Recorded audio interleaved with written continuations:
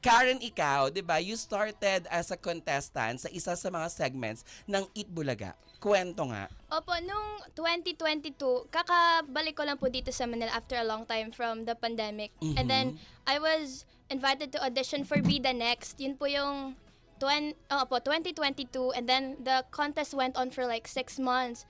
As in, like, it was, grabe yung pressure ko din doon, but I was so happy kasi, actually, I joined Eat Bulaga for a contest nung 2018. I joined Hype Kang Bata Ka, but it wasn't for me. So, siguro, binigay po ni Lord sa akin yung Be The Next. Talaga? Opo. Nalot-lot ka dun sa Hype Kang Bata Natalo Ka? po, pero napasok po ako sa finals. Hindi lang umabot sa grand finals, Opo. pero hindi ikaw yung tinanghal na grand winner. Yes. Tapos, dun sa Be The Next, ito na, ikaw na yung itinanghal na grand winner. Yes, I was one of the youngest contestants. I won at 13, and fun fact, yung finals po ng Be The Next was February 4, and then the next day was my birthday. February So, 5. so parang Yes. early birthday gift po yun ng Eat Bulaga sa akin.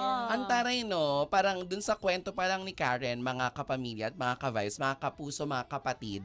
Di ba? Nilahat ko na. Nilahat Baka na niya. mamaya kasi magkatampuhan pa. Di ba? Oo, baka magka-anuhan pa yun. Kapuso, Bakit yeah. gano'n? Ba't hindi yun mangikisan?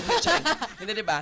Isang malaking patunay na parang kapag ikaw ay merong pangarap, hindi porke ikaw ay natalo sa isang bagay o sa mga una mong sinalihan, parang your journey ends there. Tama. 'Di ba? Opo. Kumbaga, there is always a next time. Kasi maybe, sabi mo nga, 'di ba, it's not yet the right time for you. Tapos dun sa Be The Next, parang yun na, nung grand winner ka, mali mo, pinanalo ka nga sa Hype Kang Bata Ka, pero hanggang dun lang, hindi ka Opo. naman kinuha as their as part of the family. Yes. Pero dun sa Be The Next, kumbaga parang yun yung segment na parang ito yung binigay sa'yo ni Lord talaga.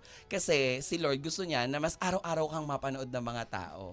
Anong nabago sa life ni Karen? Siyempre from a young girl, 'di ba, na hindi mo naman akalain na dati pinapanood mo lang pero magiging araw-araw mo na palang masasaksihan ka namin sa national television. Grabe po nung nanalo po ako ng Be The Next. Actually, di talaga ako nag-expect. I mean, yun talaga yung linya naman, di ba? Lagi And naman, opo, oo. Kasi hindi pag ko- nag-expect tayo, minsan hindi tayo nakukuha. Hindi natin yan. Bawal mag-expect. Totoo, di ba pag nag-expect parang, hala te, masyado ka namang Gina G. Oo. Nung finals, ayun po, parang tanggap ko na hindi ako mananalo kasi yung mga kasamahan ko po, yung mga bigatin din, alam mo yun, like, super sanay na sa environment of hosting, ganon. Kasi I'm a singer eh. So, parang hindi ako sanay sa ganong environment. So, parang tanggap ko na, okay na to. At least umabot ako sa finals. At nung time na yun, sabi ko, gusto ko na rin umuwi ng Cebu kasi alam mo yun na pagkatapos ng sobrang haba na competition, I just want to go back to school. Alam, like, very chill lang. Pero ayun, nanalo ako. So, kung nakita niyo po dun sa video ng announcement, gulat na gulat ako. Sabi ko, hala, nanalo pala ako. Talaga? Oo. Tapos yung hosting, nasanay ka na lang sa araw-araw mong ginagawa. Opo, totoo po talaga yun. Like, siguro yung advice rin na nabigay ng mga directors and the other hosts is to, even though you don't have like a role muna, like you don't have a role for a segment, you just have to observe. Listen. Listen talaga kasi doon mo maa-apply sa sarili mo kung paano mo siya i-deliver, the lines. So, it's really on yourself lang talaga kung paano mo yun i-handle. Ang ganda nun, 'di ba? Maganda 'yun para sa mga nagsisimula sa mga baguhan kasi Tama. 'di ba, maraming mga nagsa-start na nabibigyan ng opportunity. Akala nila once you're in front of the camera and you've given a microphone, akala nila dapat lagi kang makipagsabayan. Akala nila dapat ipakita mo na kagad yung best mo. Pero ang ganda nung sinabi mo na ang observation, ang payo Gagawin. sa'yo is mag-observe, makinig, at kapag nakuha mo na yung pinaka-rhythm, yun nangyayari, 'di ba? Doon ka pwede ka nang bumanat, 'di ba? Yes, even right now, I'm still learning kasi mag 3 years pa lang ako next month sa Eat Bulaga. So, every day is still a learning process. And it's just so nice because I get to see all the hosts being so amazing with their job. Like, alam mo yun, kahit po ako like medyo matagal, like 3 years, nasa starstruck pa din talaga ako. Kanino ka pinaka nasa Starstruck? TVJ! Of course. Especially like anniversaries, 'di ba? Oo. Nagpa-prod talaga kapag anniversaries. Alam mo 'yun, nasasabi ko lang sa sarili ko na ay umabot pala ako sa ganito. Like I get to see these kind of people who reach far na sa buhay nila. Sa So, industriya, Yeah. 'di ba, na may napatunayan na talaga sila. And 'di ba, ang pinaka-best teacher is you're learning from the people na ang tagal-tagal na nilang ginagawa yung ganung bagay, pero still hindi hindi sila nagbabago. Ganun pa rin yung Opo. fire and passion sa puso nila every time na ginagawa nyo ang live sa Bulaga, 'di ba? Sabi 'di ba nila, ikaw ba narinig mo yung saying na parang kapag nakapagbulaga ang isang artista or isang tao, pagka pinakawalan mo man yan outside Itbulaga, sobrang he or she will go places talaga kasi maganda daw talaga ang training. Narinig mo ba yung saying na yan? Opo, totoo po yun. Like, the training sa Itbulaga, ayun nga po, you get to learn by yourself every day. Kahit nung unang pasok ko sa Itbulaga, kasi finals, di ba, ng Be The Next. And then, parang may isang day lang ako na pahinga. And then, yun na yung first day ko talaga sa Itbulaga. I didn't know what to do.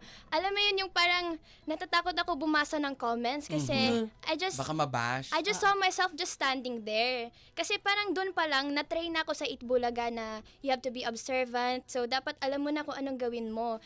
And my time then, first day ko po, it was Oh, yeah, for maganda yun. Gimme 5. Oo. Yeah, Pinoy Henyo that time. And then, di ko alam kasi na may teleprompter. Alam mo yung ganun, like, ay, linya ko na pala. So, gulat na Yung gulat dapat ako. basahin. Oo. Opo, yun yung parang naalala ko po talaga doon. Sa first day mo. Tapos, Pero nung- nagiging funny siya on TV kasi parang 'di ba babanatan ka na Karen, ikaw na yun. Yun po.